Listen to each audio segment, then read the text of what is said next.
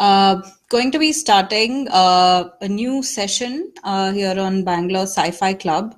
It's called Pique a Book, where we read out a section of the book, usually the first chapter, and then people get introduced to this book, and then if it piques their interest, they can go ahead and read it. You could also read along, and then that is a one way of kind of reading together online. Okay, so the book we picked today was The Three Body Problem by Cixin Liu. So this was the winner for the Hugo Award for Best Novel in 2015. And since, we've kind of vowed in the Bangalore Sci-Fi Club to, read more Asian fiction, read more minority fiction in in sci-fi, this was a good choice, I felt, especially because this author is critically acclaimed, this book is critically acclaimed, and it should make for an interesting read. So basically, Cixin Liu is China's leading science fiction writer. He has won the China Galaxy Science Fiction Award 9 times, the Nebula Award twice, and was the first translated author to win the Hugo Award. Before becoming a writer, he was a computer engineer in a power plant in Yangquan. The translator, Ken Liu, is also a sci-fi writer, and his work, The Paper Menagerie, was the first work of fiction to sweep the Nebula, Hugo, and World Fantasy Awards. So, more about the book. I'll just read the blurb out just to get a sense of what the book is about, and then I'll get started with reading the first chapter. 1967. Ye Wenji witnesses Red Guards beat her father to death during China's Cultural Revolution. This singular event will shape not only the rest of her life, but also the future of mankind. 4 decades later, Beijing police ask nanotech engineer Wang Miao to infiltrate a secretive cabal of scientists after a spate of inexplicable suicides.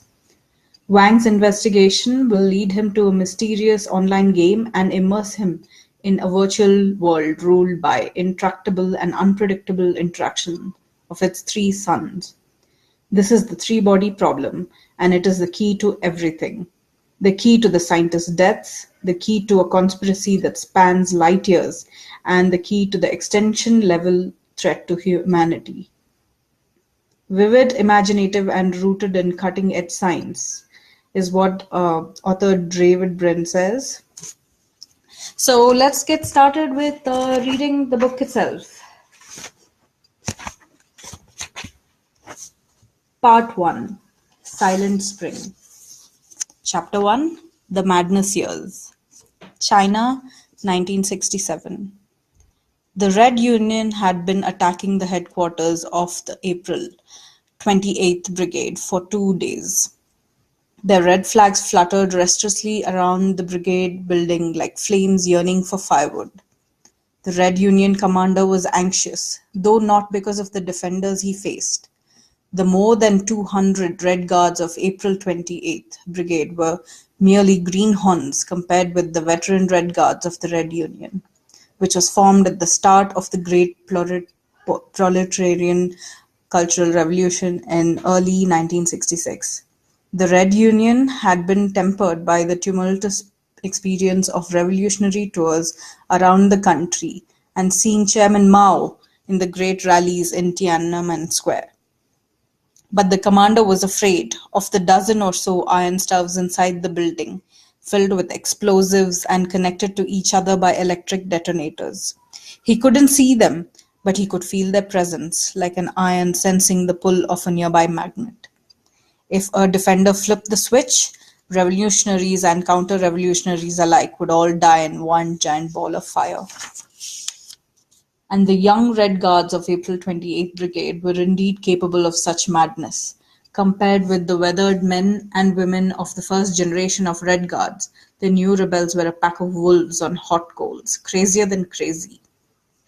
The slender figure of a beautiful young girl emerged at the top of the building, waving the giant red banner of the April 28th Brigade. Her appearance was greeted immediately by a cacophony of gunshots.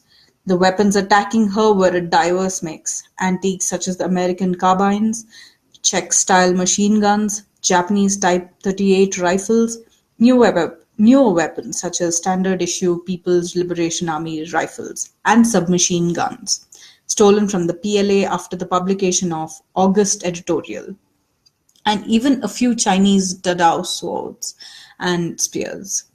Together, they formed a condensed version of modern history. Numerous members of the April 28th Brigade had engaged in similar displays before. They'd stand on top of the building, wave a flag, shout slogans through megaphones, and scatter flyers at the attackers below. Every time the courageous man or woman had been able to retreat safely from the hailstorm of bullets and earn glory for their valor. The new girl clearly thought she was just as lucky. She waved the battle banner as though brandishing her burning youth, trusting that the enemy would be burnt to ashes in the revolutionary flames, imagining that an ideal world would be born tomorrow from the ardor and zeal coursing through her blood. She was intoxicated by her brilliant crimson dream until a bullet pierced her chest. Her 15-year-old body was so soft that the bullet hardly slowed down as it passed through her, and it whistled in the air behind her. The young Red Guard tumbled down along with her flag, her light form descending even more slowly than the piece of red fabric, like a little bird unwilling to leave the sky. The Red Union warriors shouted in joy. A few rushed to the foot of the building, tore away the battle banner of the April 28th Brigade, and seized the slender, lifeless body. They raised the trophy overhead and flaunted it for a while before tossing it up toward the top of the metal gate of the compound. Most of the gate's metal bars, capped with sharp tips, had been pulled down at the beginning of the factional civil wars to be used as spears, but two still remained. As their sharp tips caught the girl, the life seemed to return momentarily to her body. The Red Guards backed up some distance and began to use the impaled body for target practice. For her, the dense storm of bullets was now no different from a gentle rain, as she could no longer feel anything. From time to time, her vine-like arms jerked across her body softly, as though she were flicking off drops of rain. And then half of her young head was blown away, and only a single beautiful eye remained to stare at the blue sky of 1967.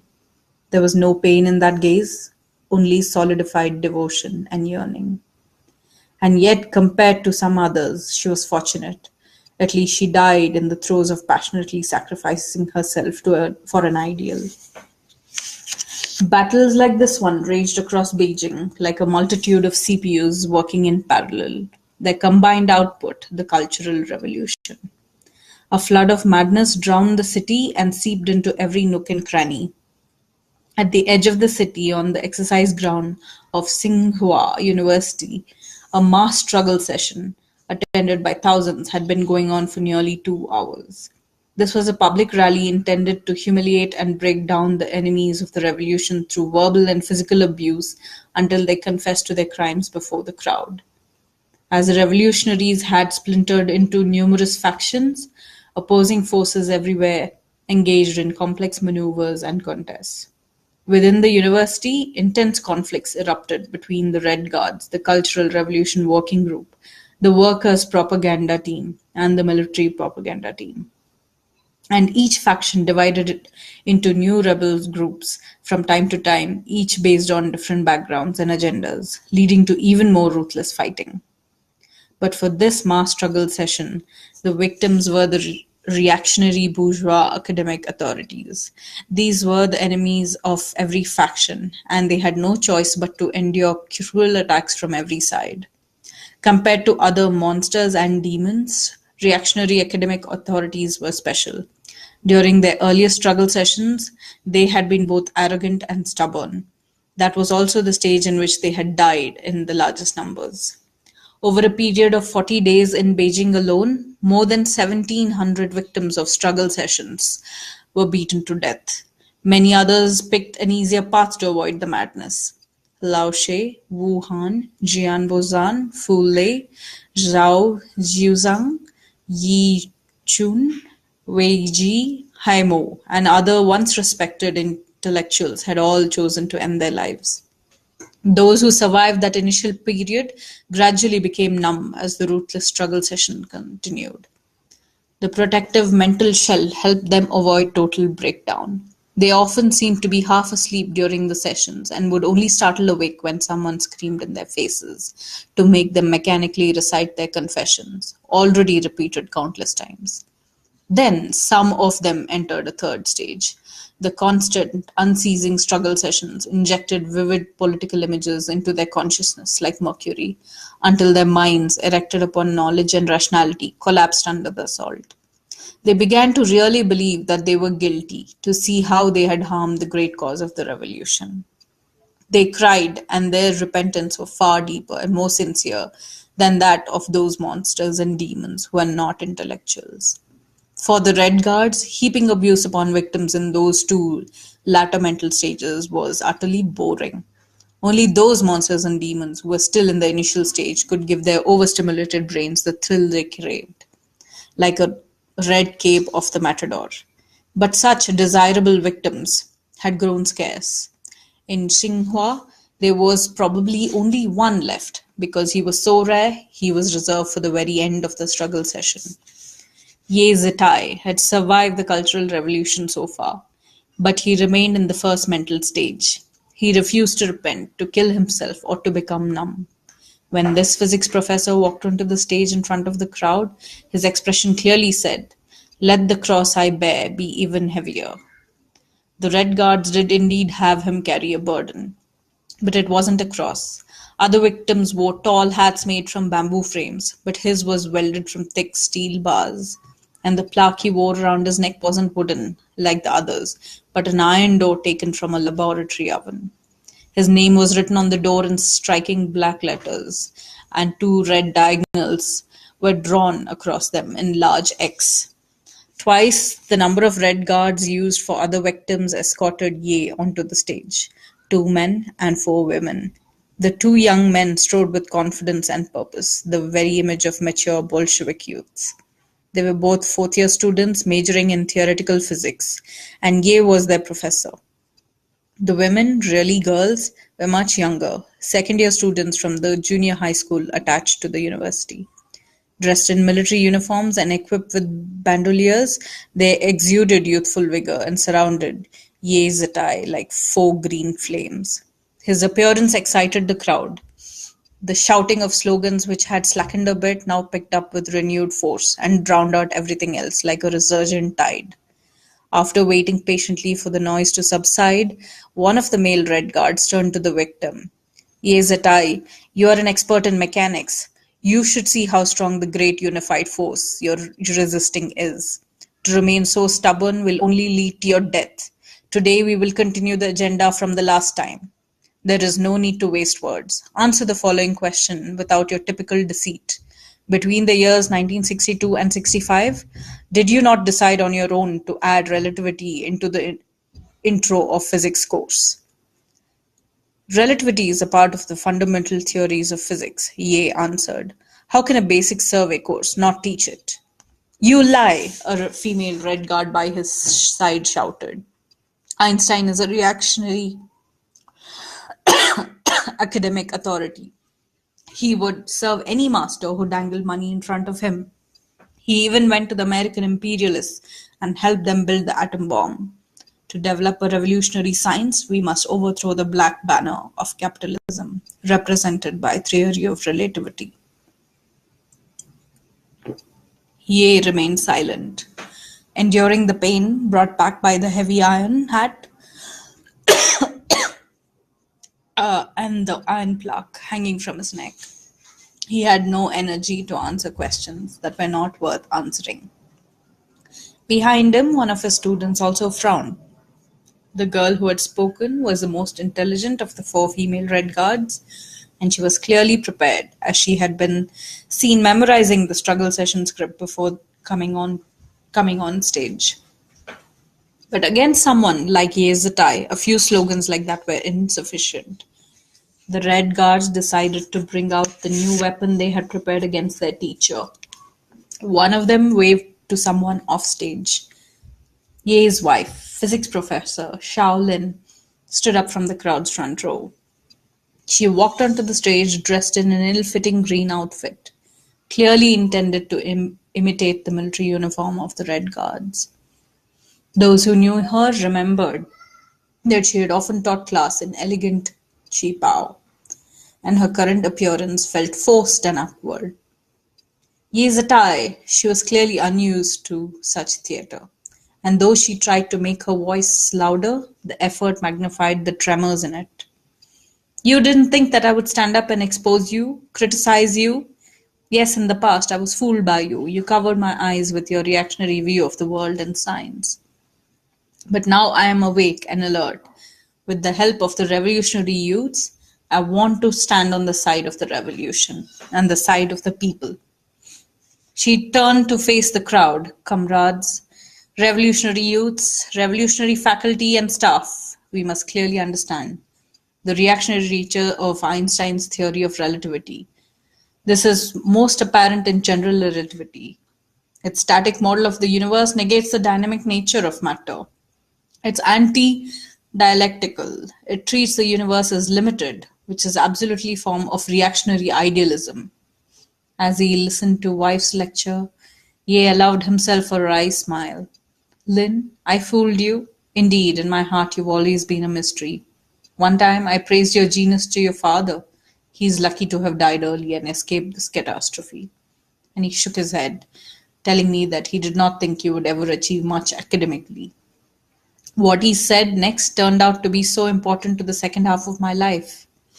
Lin is too smart. To work in fundamental theory, one must be stupid.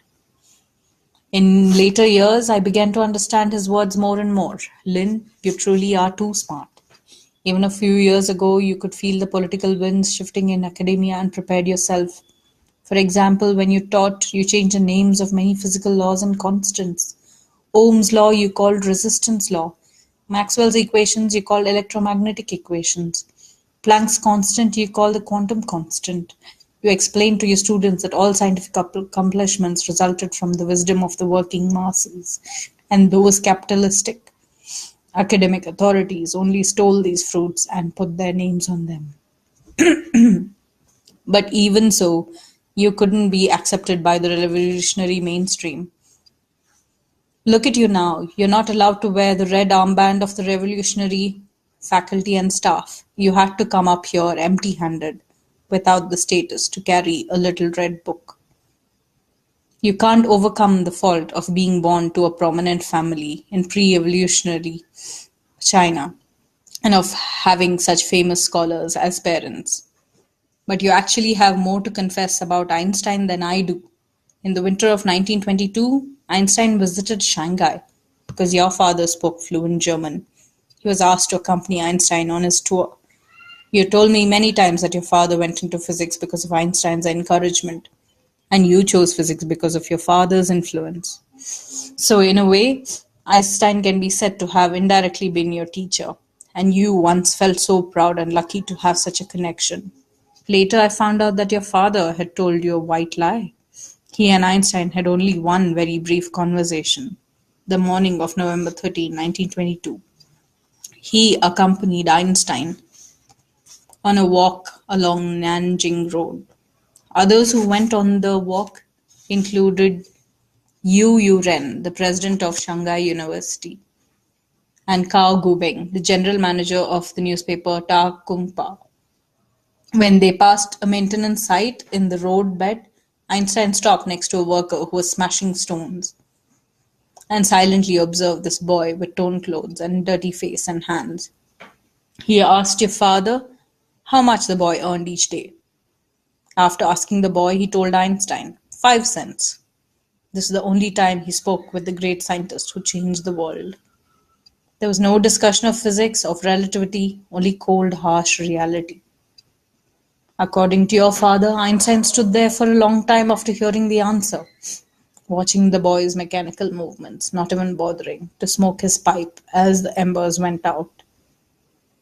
After your father recounted this memory to me, he sighed and said, in China, any idea that dared to take flight would only crash back to the ground. The gravity of reality is too strong. Lower your head, one of the male Red Guards shouted. This may actually have been a gesture of mercy from his former student. All victims being struggled against were supposed to lower their heads. If Ye did lower his head, the tall, heavy iron hat would fall off, and if he kept his head lowered, there would be no reason to put it back on him. But Ye refused and held his head high, supporting the heavy weight with his thin neck. Lower your head, you stubborn reactionary, one of the girl Red Guards took off her belt and swung it at Ye. The copper belt struck his forehead and left a clear impression that was quickly blurred by oozing blood. He swayed unsteadily for a few moments, then stood straight and firm again.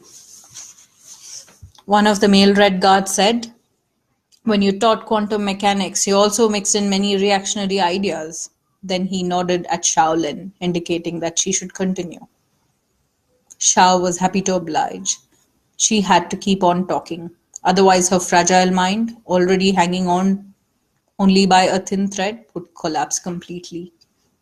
Yes, Zatai, you cannot deny this charge. You have often lectured students on reactionary Copenhagen interpretation of quantum mechanics. It is, after all, the explanation recognized to be the most in line with experimental results. His tone, so calm and collected, surprised and frightened Shaolin. This explanation posits that the external observation leads to the collapse of the quantum wave function. This is another expression of reactionary idealism, and it's indeed the most brazen expression. Should philosophy guide experiments, or should experiments guide philosophy?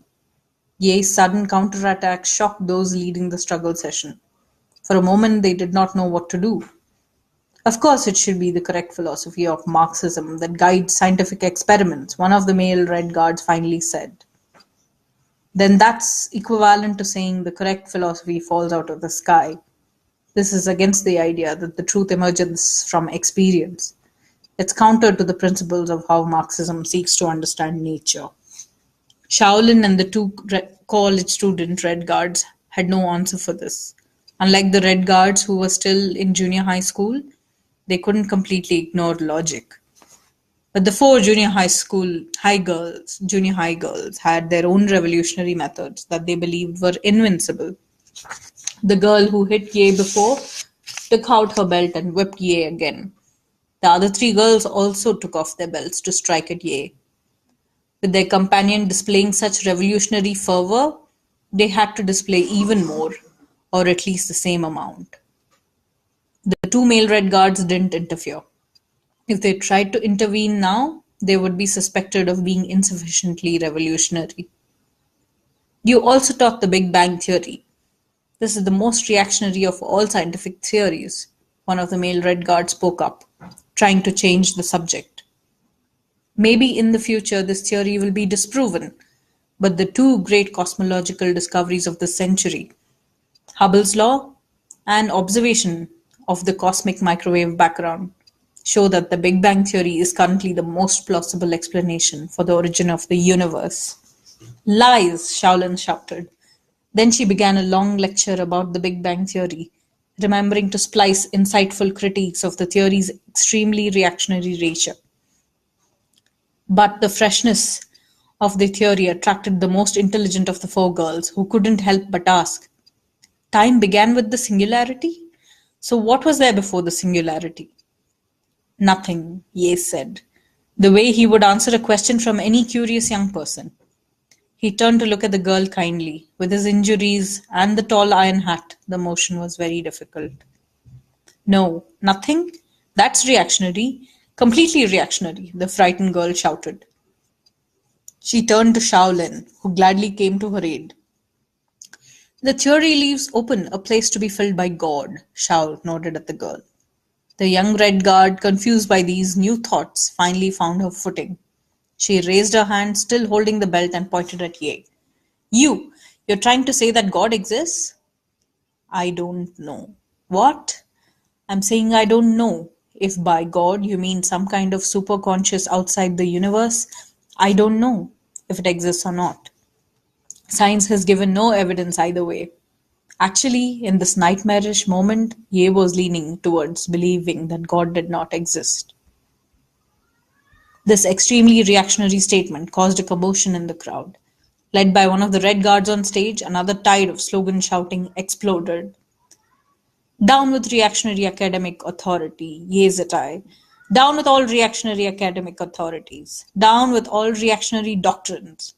Once the slogans died down, the girl shouted, God does not exist. All religions are tools concocted by the ruling class to paralyze the spirit of the people. That is a very one-sided view, Ye said calmly. The young Red Guard, embarrassed and angry, reached the conclusion that against this dangerous enemy, all talk was useless. She picked up her belt and rushed at Ye, and her three companions followed. Ye was tall, and four 14-year-olds had to swing their belts upward to reach his head, still held high.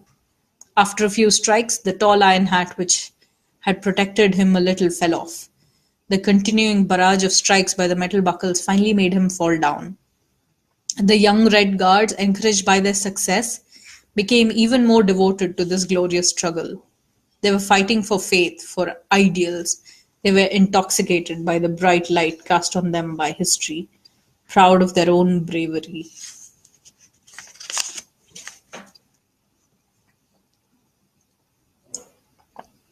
Ye's two students had finally had enough. The chairman instructed us to rely on eloquence rather than violence. They rushed over and pulled the four semi-crazed girls off Ye. But it was already too late. The physicist lay quietly on the ground, his eyes still open as blood oozed from his head. The frenzied crowd sank into silence. The only thing that moved was a thin stream of blood. Like a red snake, it slowly meandered across the stage and reached the edge and dripped onto a chest below. The rhythmic sound made by blood drops was like the steps of someone walking away. A cackling laugh broke the silence. The sound came from Shaolin, whose mind had finally broken. The laughter frightened the attendees, who began to leave the struggle session, first in trickles and then in a flood. The exercise ground soon emptied, leaving only one woman below the stage. She was Ye Wenji, Ye Zetai's daughter. As the four girls were taking her father's life, she had tried to rush onto the stage, but two old university janitors held her down and whispered into her ear that she would lose her own life if she went. The mass struggle session had turned into a scene of madness, and her appearance would only incite more violence. She had screamed and screamed, but she had been drowned out by the frenzied waves of slogans and cheers. It was again, she was no longer capable of making any sound. She stared at her father's lifeless body, and the thought she could not voice dissolved into her blood, where they would stay for the rest of her life. After the crowd dispersed, she remained like a stone statue, her body and limbs in positions they were in, when the two old janitors had held her back. After a long time, she finally let her arms down, walked slowly onto the stage, sat next to her father's body, and held one of his already cold hands, her eyes staring emptily into the distance.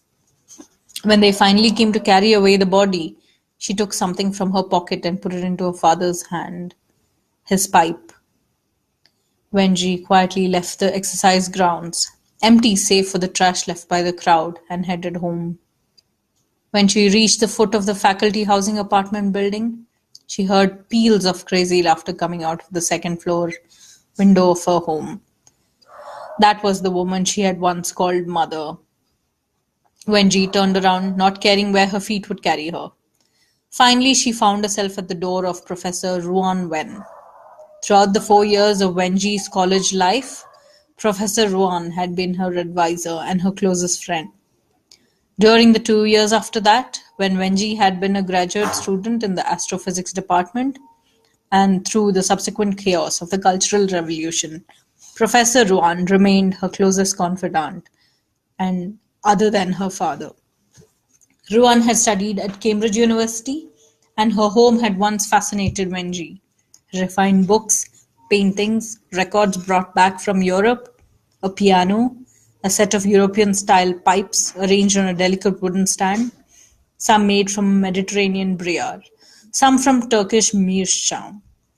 Each of them seemed suffused with the wisdom of the man who had once held the bowl in his hand or clamped the stem between his teeth, deep in thought, though Ruan never mentioned the man's name. The pipe that had belonged to Wenji's father had in fact been a gift from Ruan. This elegant, warm home had once been a safe harbor for Wenji when she needed to escape the storms of the larger world. But that was before Ruan's home had been searched and her possessions seized by the Red Guards.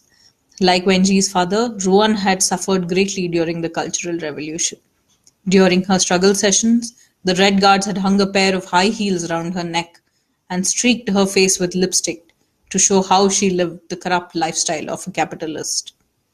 When she pushed the open door to Ruan's home, and she saw that the chaos left by the Red Guards had been cleaned up. The tone oil paintings had been glued back and rehung on the walls. The topple piano had been set upright and wiped clean, though it was broken and could no longer be played. The few books left behind had been put back neatly on the shelf. Ruan was sitting on the chair before her desk, her eyes closed. Wenji stood next to Ruan and gently caressed her professor's forehead, face, and hands, all cold. Wenji had noticed the empty sleeping pill bottle on the desk as soon as she came in. She stood there for a while, silent. And then she turned and walked away. She could no longer feel grief. She was now like a Geiger counter that had been subject to too much radiation, no longer capable of giving any reaction, noiselessly displaying a reading of zero. But as soon as she was about to leave Ruan's home, Wenji turned around for a final look. She noticed that Professor Ruan had put on makeup. She was wearing a light coat of lipstick and a pair of high heels. Okay, that brings us to the end of the first chapter, and hope you enjoyed it. And do let us know in the comments or by liking this, live stream whether this is something that you like. And yeah, next we shall post, a choice of books or stories that people possibly want to listen to. And I'll uh, I'll sign off right now. Tata, bye.